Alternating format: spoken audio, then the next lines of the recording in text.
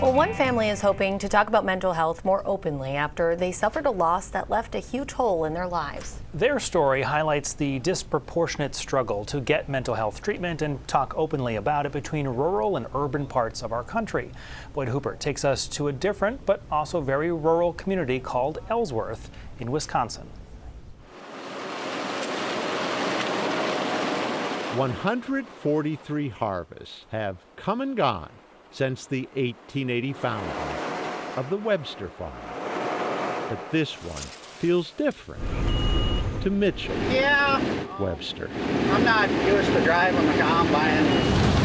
Feels wrong to Mitchell's sister Jen, too. That's Dad's office. He's supposed to be in there. Brian Webster would be in the combine bringing in the corn. He planted it. Pretty much planted it all. If not for the August morning when Brian's wife Kim found him at his semi.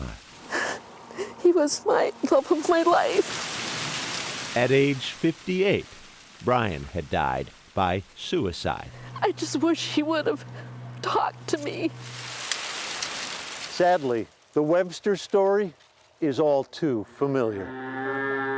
The National Rural Health Association says the suicide rate among farmers is 3.5 times the general population. Key reasons cited by the group ring true to Brian's family. You're at the mercy of all these different obstacles, and a lot of it you don't have control over.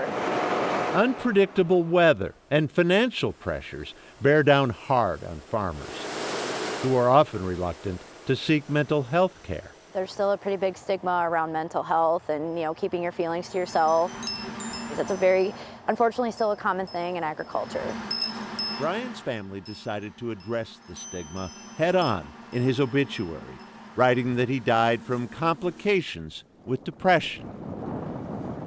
Few of Brian's neighbors knew he had struggled with the mental illness that had run in his family.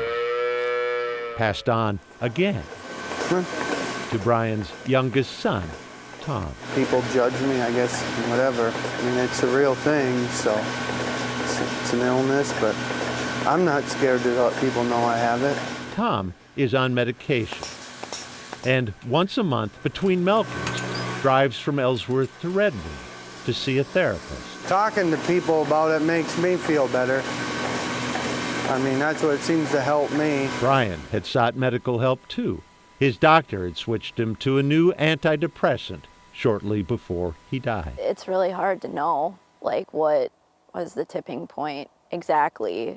If there was one thing, if there was multiple things. It's hard for me to make sense that he's not here.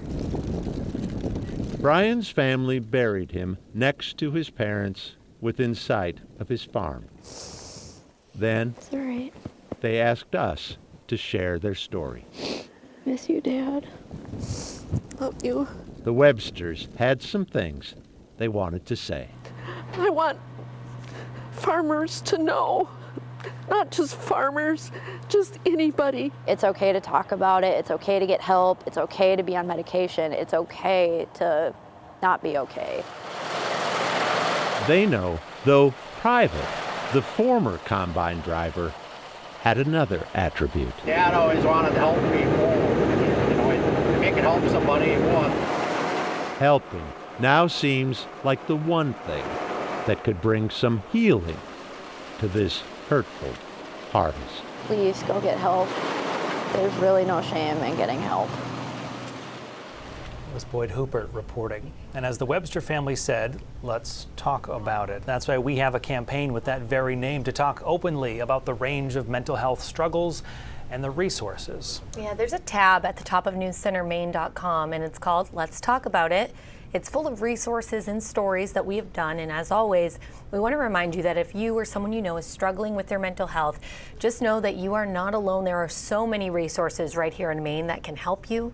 You can call the Maine Crisis Line at 1-888-568-1112 or 711. You can also dial 988 for the Suicide and Crisis Lifeline. Both of these resources are available 24/7 and will connect you with trained specialists. News Center Maine at 4. We'll be back in a moment.